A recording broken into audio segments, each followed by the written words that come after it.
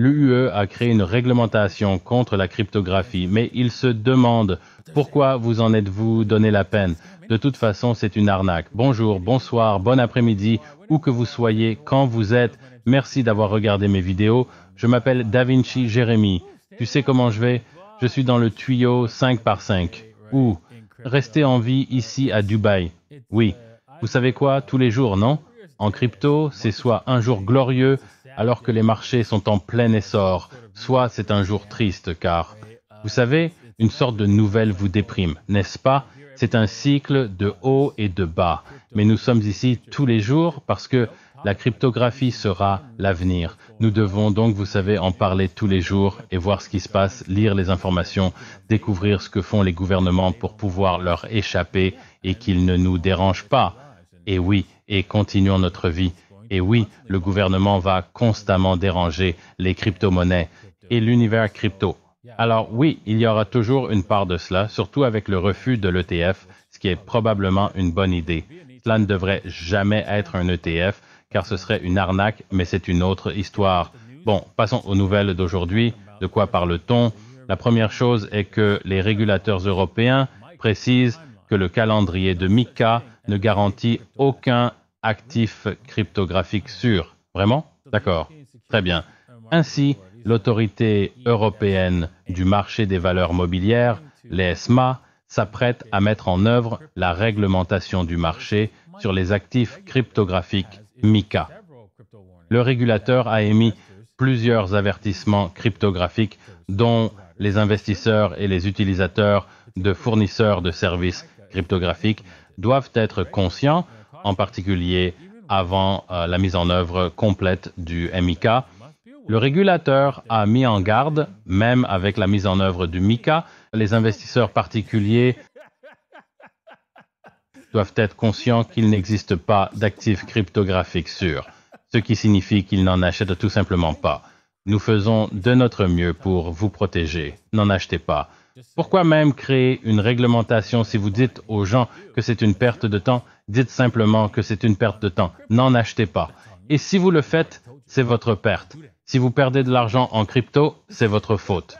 Nous vous l'avons déjà dit, ne faites pas ça. Restons-en là. Droite, pourquoi faut-il créer des lois? Droite, utilisez les lois inscrites dans les livres. Si quelqu'un commet une fraude, il va en prison, n'est-ce pas? C'est assez simple, non? Vous n'êtes pas obligé de créer une nouvelle loi pour cela. Mais ces gars-là insistent là-dessus. Créer des lois pour qu'ils aient le sentiment de faire quelque chose. Et c'est juste que cela ne fait que rendre la vie des gens plus compliquée. Ce n'est pas le cas. Ce n'est pas obligatoire. Un ETF Bitcoin pourrait stimuler les marchés de la cryptographie de 1000 milliards, selon une analyse. Oui, c'est vrai à 100%. Mais malheureusement, le gouvernement et ceux qui impriment de la monnaie le savent aussi. Ça. Et puisque vous savez qu'ils ne veulent pas d'un actif qui donne une mauvaise image de leur argent, ils feront tout ce qui est en leur pouvoir pour s'assurer que vous êtes convaincus que cet ETF est une arnaque et qu'ils prendront votre argent pour que vous puissiez le faire. Achetez le haut et vendez le bas. Ils mettront bien en place cette chose pour cela. Et donc les ETF, bien que l'ETF n'ait pas de Bitcoin. Cela n'aura pas d'importance car vous achèterez le haut et vendrez le bas. Très bien, passons à autre chose. Lightning Labs publie Taproot Asset Alpha apportant des pièces stables à Bitcoin. D'accord, cet article explique ensuite que l'infrastructure Bitcoin Layer 2, la couche 2, est un réseau Lightning car le réseau Bitcoin est plus lent et coûteux. Ils ont créé une nouvelle couche qui vous permet d'effectuer réellement des transactions. À moindre coût, mais cette couche me préoccupe. J'ai de sérieuses inquiétudes à ce sujet. La raison en est que c'est complètement centralisé et qu'il n'y a rien de mal à un peu de centralisation afin de créer une certaine vitesse. Je suis d'accord. Cependant, les nœuds centralisés peuvent contrôler si vous pouvez ou non dépenser votre crypto ou échanger votre crypto. Vous devriez échanger vos bitcoins à tout moment. Voilà donc le problème. Maintenant, vous pourriez dire, utilisez-vous simplement le bon nœud centralisé? C'est vrai. Oui. Avec les actifs programmables, ils peuvent décider. Là-bas, vous ne pouvez pas. Si vous venez d'un nœud centralisé auquel nous n'avons pas confiance, votre Bitcoin ne vaut rien. C'est donc mon problème avec cette couche particulière, où ils peuvent créer des fonctionnalités programmables dans ce réseau Lightning. Et donc, je pense que quelque chose d'autre doit se concrétiser et aller de l'avant dans le futur. Quoi qu'il en soit, je vais me mettre au trading aujourd'hui. Et si le trading vous intéresse, assurez-vous de vous rendre sur bybit.davinci15.com. Les liens sont dans la description ci-dessous. Passons au Bitcoin. Nous voyons Bitcoin à 4 heures. Et comme je le disais lors du spectacle lunaire, je disais que nous étions coincés dans cette fourchette. Nous sommes donc ici, nous sommes entre la barre des 28 600 $ et celle des 28 200 $ environ. C'est là que nous sommes coincés.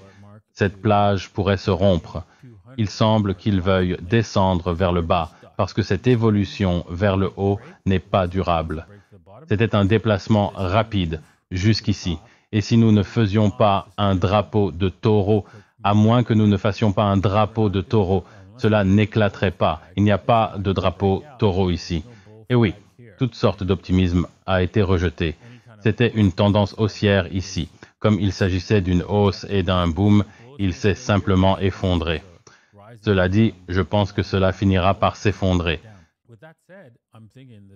Vous pouvez voir que nous touchons à la 13 EMA et les bandes de Bollinger se resserrent. Ils se resserrent probablement même davantage d'heure en heure.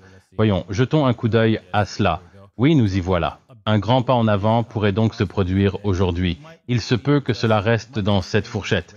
Il se peut que cela pompe jusqu'au sommet, mais s'il tombe en panne, oui, nous pouvons voir quelque chose d'énorme. Nous pouvons le voir descendre jusqu'à 26 800 $.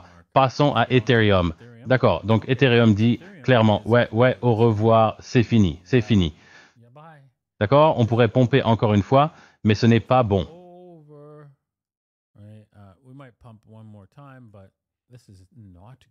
Parce que lorsque le marché vous sourit, il est sur le point de vous prendre votre argent. Oui, alors oui, c'est ça, tu sais. Des sommets plus élevés et plus bas, n'est-ce pas? Ici, nous pourrions faire un autre plus haut, plus bas ici, et puis boum, nous avons terminé, n'est-ce pas? Parce que, encore une fois, je vous l'ai dit hier, Ethereum était probablement en train de prendre, essayant de revenir à environ 15 685 1600 $. Et c'est ce qu'il a fait, et maintenant, c'est un échec. Nous savons donc clairement où se situe la direction à suivre. Ethereum redescend au niveau inférieur de cette tendance à la baisse. Et si c'est le cas, cela va probablement le casser. Et nous allons décomposer encore plus bas ci-dessous. Allons simplement à l'heure, au quotidien, et voyons où nous pouvons aller. Là-dessus, on peut descendre aussi bas qu'au minimum pour retester le bas de cette mèche au niveau 1468. C'est donc un grand pas en avant. Et oui, je ne serais pas surpris si nous allions là-bas, et même plus loin. Bon, eh bien, c'est tout pour aujourd'hui. J'espère que vous avez appris quelque chose aujourd'hui. J'espère que vous avez aimé l'épisode d'aujourd'hui. Je vous verrai demain et ensuite, je ferai une vidéo avec Maurizio le week-end.